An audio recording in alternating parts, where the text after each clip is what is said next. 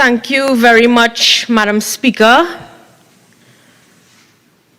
Madam Speaker, as I enjoin this debate on an act to amend the Municipal Corporation Bill 2021, which in reality seeks to confer borough status on the municipal regions of Diego Martin and Siparia. Like most members on this side and the population at large, Madam Speaker, I am and we are all perplexed by this piece of legislation, since it is indeed strange and does not materially impact on the functioning of these two regions. And when I make mention of these two regions, I speak relative to service delivery and not status, as mentioned by the member for Diego Martin Central.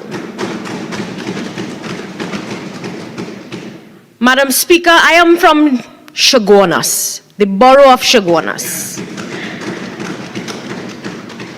And where I live and where I am from, we know about service delivery. We don't know about status.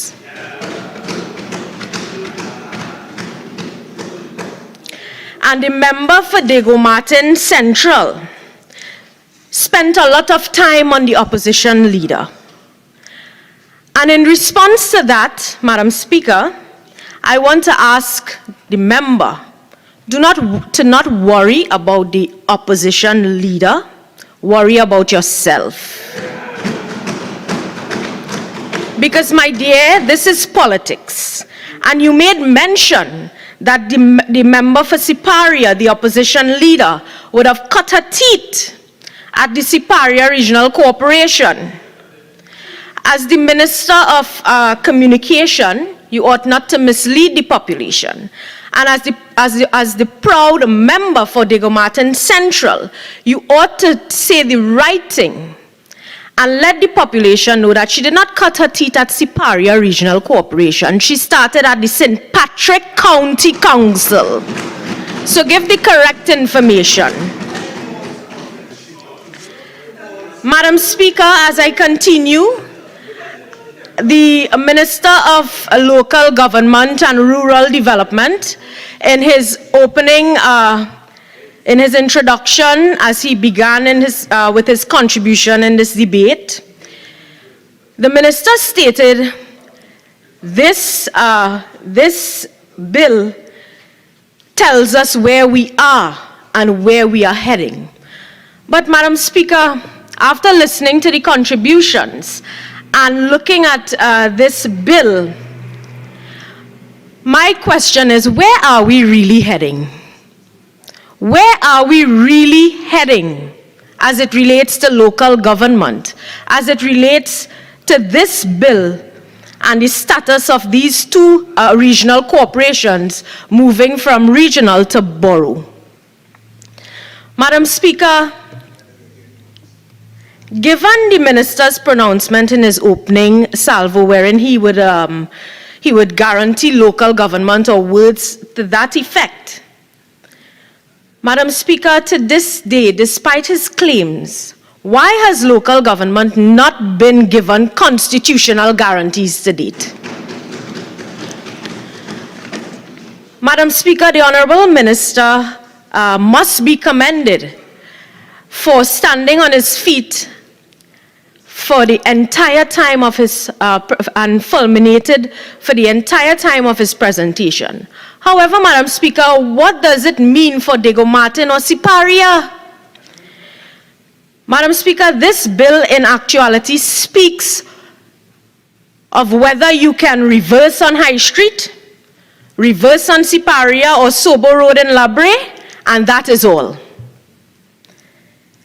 Because what actual direct benefits arise to the people of these two regions, Diego Martin and Siparia? None.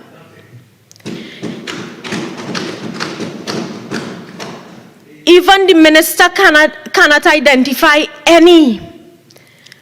In the minister's contribution, we heard a lot of fluff, but no substance.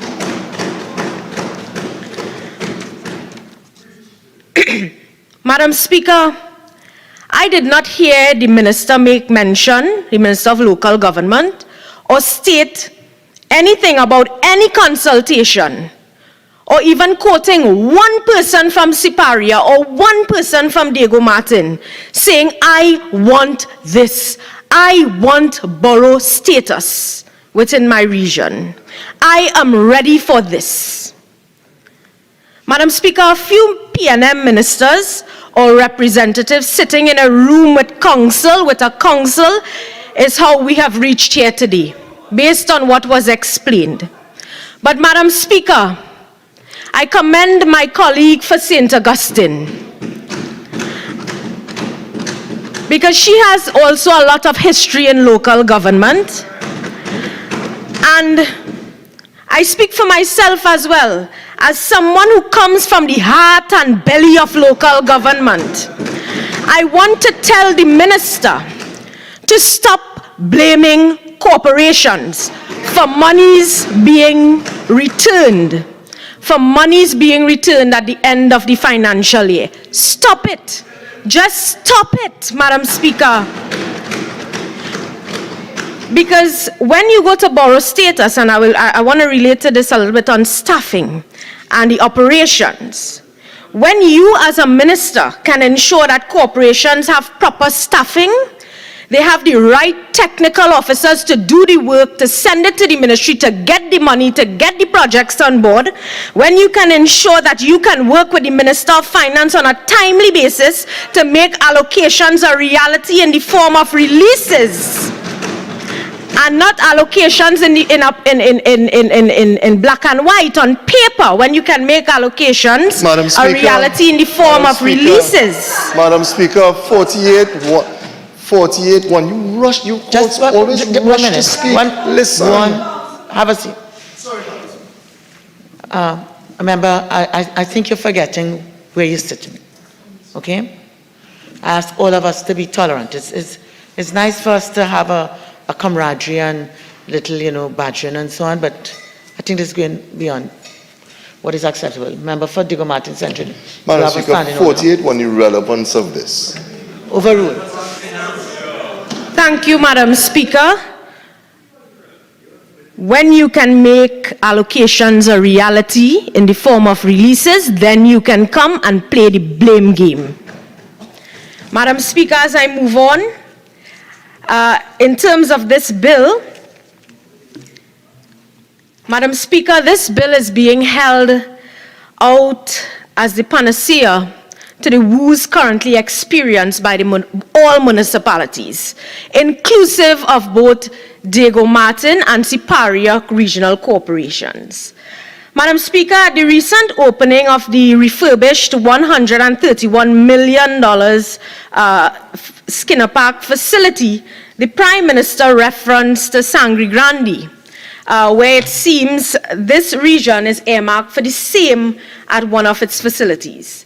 But what is ironic in these comments is simply that the corporations, inclusive of Diego Martin and Siparia, is starved of funding for recurrent expenditure, such as gasoline, as stated in the article, just 3 days ago, a Newsday article.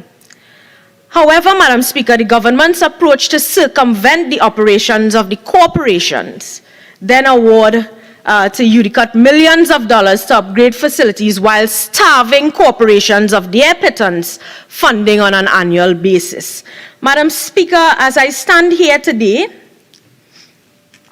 the Prime Minister, from the information highlighted in the public domain in 2020, I think the member for Diego Martin Central made mention of that as well, where the Prime Minister, I think Thursday, 19th November 2020, it was reported in the Trinidad and Tobago Newsday, informing that Diego Martin and Siparia, we will soon get 2 new boroughs, Diego Martin and Siparia.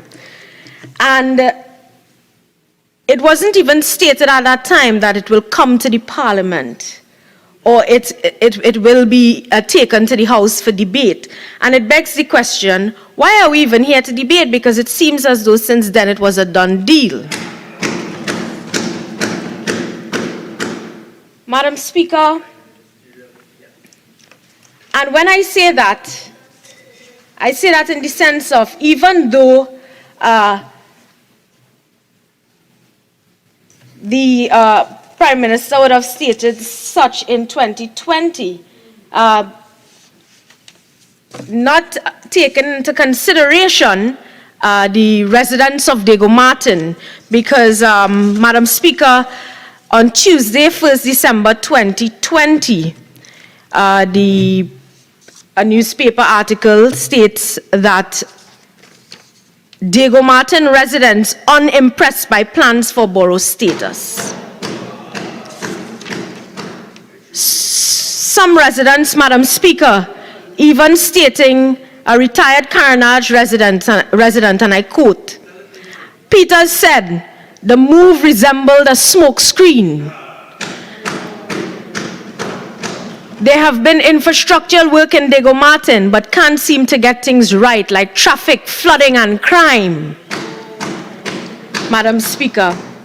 But Madam Speaker, despite this chilling reality, I will do my duty and voice my concerns on behalf of the people of Chaguanas East and the country at large, since it is never our intention on this side to shirk our enshrined responsibilities. Madam Speaker, as it relates to mayor versus chairman, and the Minister of Local Government spoke of Talga. And one of the things mentioned by the Prime Minister in 2020 was that of the fact that some of these, Diego Martin and Siparia, will see mayors. So, Madam Speaker, the Minister of Local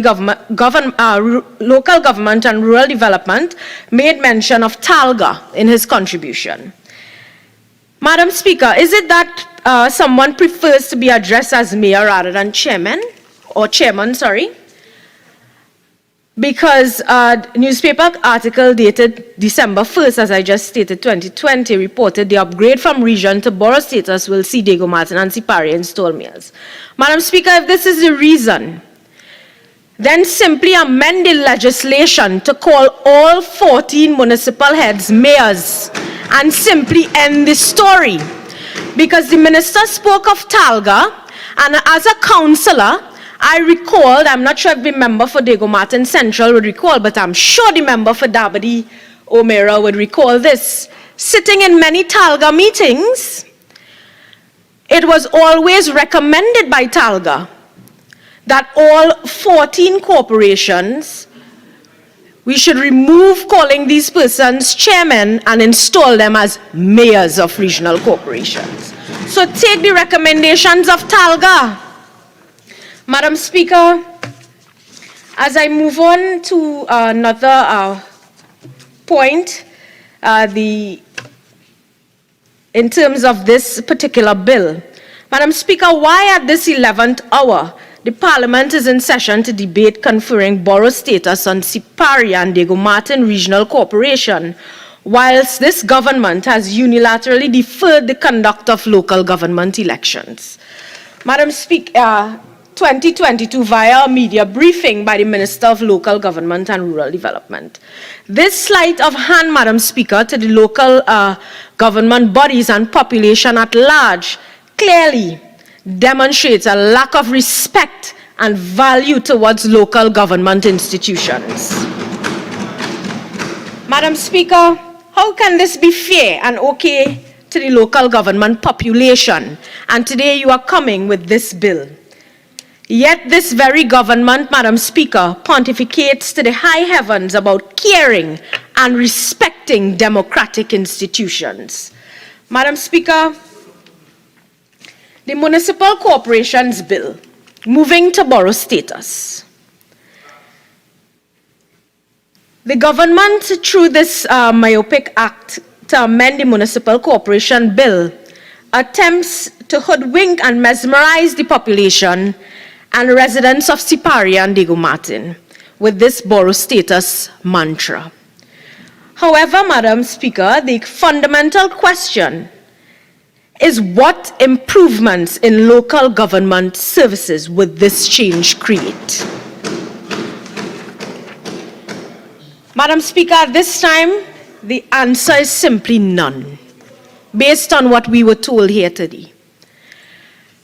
The challenges affecting local government operations across the spectrum of this country will not change. Madam Speaker, and I'll touch a little bit. Would this change, which is merely on paper, result in improved drainage for Diego Martin and Siparia? Would it result in reduced flooding for Diego Martin and Siparia? Any improved roadways for Diego Martin and Siparia? Would it result in road stabilization for Diego Martin and Siparia? Reduced or elimination of landslips? Would it result in better sanitation control, Madam Speaker, for these two regional corporations? Would it result in improved garbage collection and disposal, Madam Speaker? Or even better planning control, even vegetation control? Would it result even in the eradication of major problems facing burgesses, citizens, and residents within municipalities, and in all other service delivery areas? Let us be practical and realistic, Madam Speaker. Does ARIMA, Point Fortin, and Chaguanas, as mentioned here today, effectively discharge the previously articulated concerns that I mentioned better than other regional corporations? Let's face reality. Madam Speaker, the empirical data and cursory information would surely indicate that it does not. Madam Speaker, as it relates Madam to... Speaker, I 48-1 again. This is an argument about local government reform. This is not a debate about local government reform. No.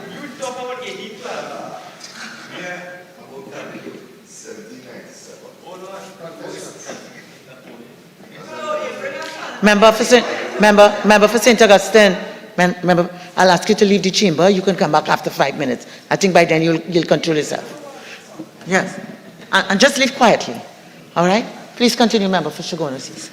Madam Speaker, all of what I mentioned are a part of efficient local government service delivery for every regional corporation. Madam Speaker, the boroughs and other municipalities, as it relates to road infrastructure, are further institutionally destroyed when the government of the day, for their own personal reasons, establishes a secondary road rehabilitation company. And I want to relate this to the corporations, wherein secondary roads, Madam Speaker, would be restored by another state entity who will be properly funded and staffed. Madam Speaker, this creation is a slap in the face for municipalities. A slap in the face for Diego Martin. Oh, okay, so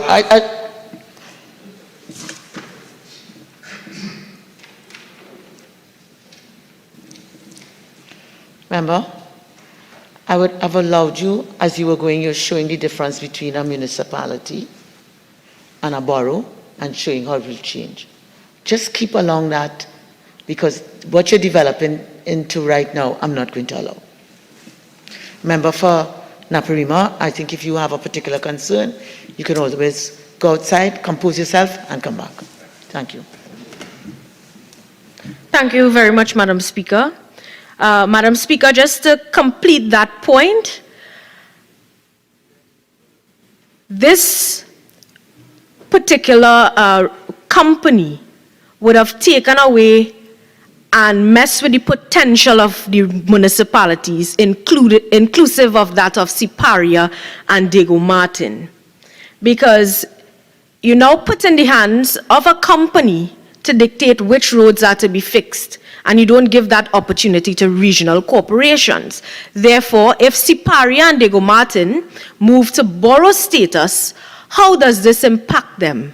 How does borough status impact these corporations? And I'm just mentioning it specifically because I myself in the Chaguanas Borough Corporation, as it relates to borough status, would have made several requests for a particular street called Gaston Street. And because of the fact of inadequate funding, they are now faced with having to submit it to this company. So you take away from the corporations. Standing Order Madam 48-1 Speaker, and 55-1B. So I overrule 48-1. I'll give the member a little more leeway for 55-1B.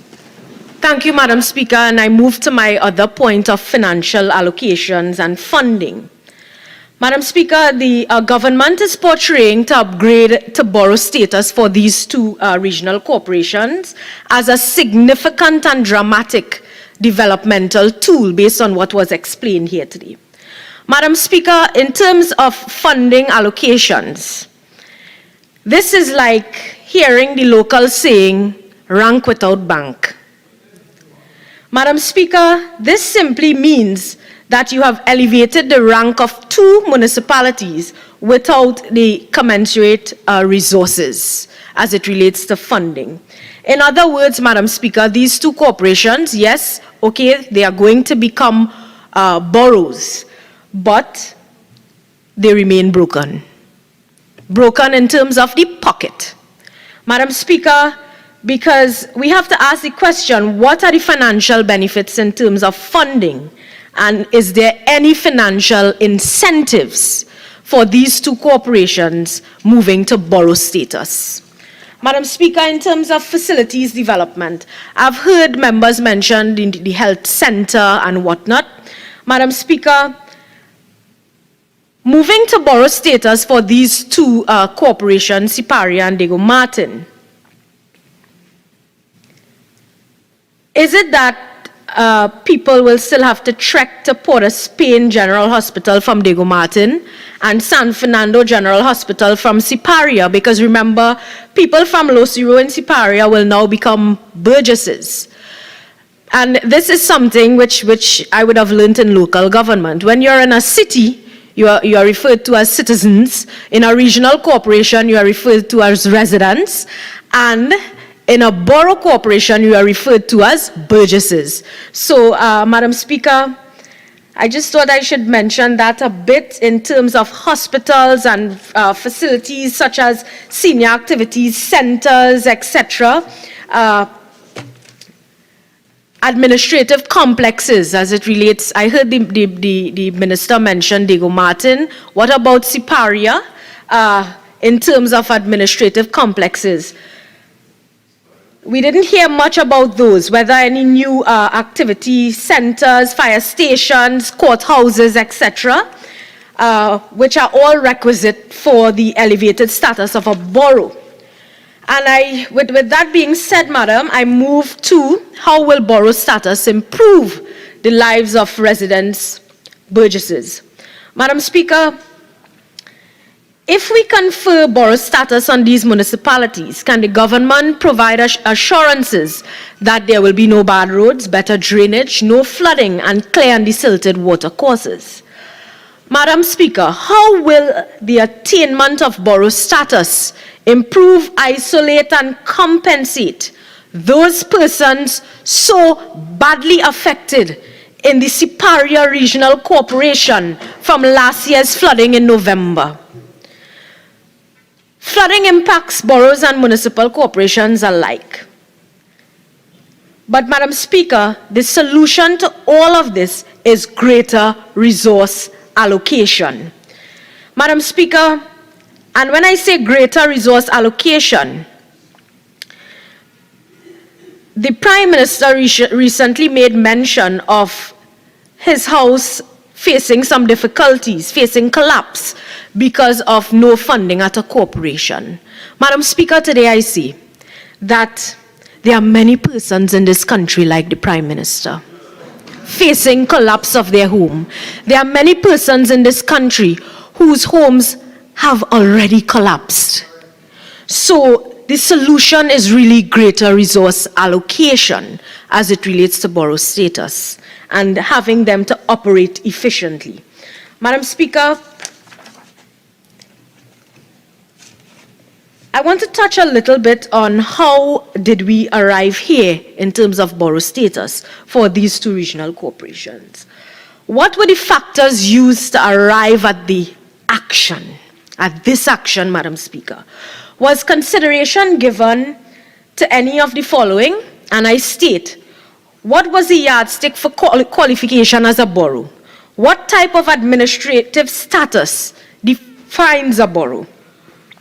What type of legal status defines a borough? What historical status defines a borough? Well, we heard some of that today.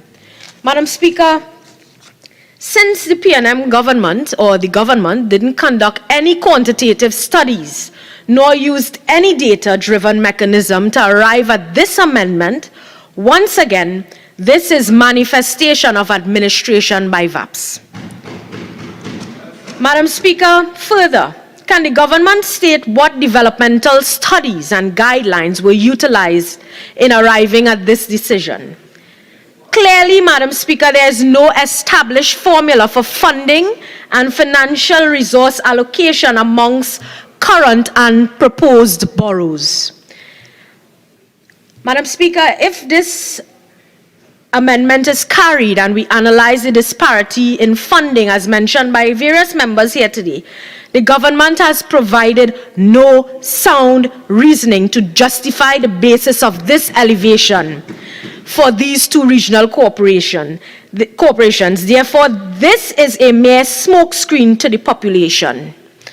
Just like the resident in Diego Martin said in 2020, this is a mere smokescreen, Madam Speaker. Madam Speaker, as I move on, I want to point a little to the issue of staffing. Madam Speaker, the challenge is not only staffing, but in the provision of technical and public health staffing, and furthermore staffing in general, despite years of clamoring for pertinent staff. The ministry, in respect of the 9 regional corporations and the Borough of Chaguanas, continue to stymie their progress in terms of personnel allocation. And I speak of this because this will relate to Diego Martin and Siparia, where they face these same issues of staffing within these corporations. Mr. Deputy Speaker, what is noteworthy is both Diego Martin and Siparia regional corporations are affected by this lack of staffing. And Mr. Deputy Speaker, I would have said this before in a previous contribution, and I'm saying it again. The inherent challenges of the Statutory Service Commission and the Public Service Commission relative to staffing arrangements continues to be a significant debilitating factor in municipal corporations' ability to respond to external demand.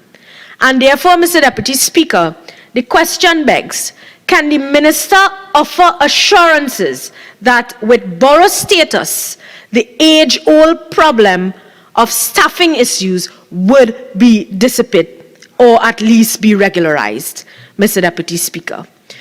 Mr. Deputy Speaker, as I conclude, I want to offer some brief advice on what ought to have been done for these regions on this matter. The government should have, or can still do, establish a working community to gather relevant data in order to arrive at an informed decision and not just a resolution. If we all know how things are done these days, a resolution are a part of the process. I can recall us trying to move Chaguanas from borough to city status. And yes, we moved a resolution. And yes, we had many consultations held with our burgesses. So it's not just a resolution. Consultations with the stakeholders within the designated regions, inclusive of NGOs and academia, whose interests converge with those of the council, Mr. Deputy Speaker. Creation of a formal technical committee encompassing membership from a cross-section of ministries and relevant agencies. Development of a comprehensive working paper which should be then communicated to residents of the regions for their comments. Mr. Deputy Speaker. Honourable Member, your initial speaking time has elapsed. You have an additional 15. You care to avail yourself? Avail. Proceed.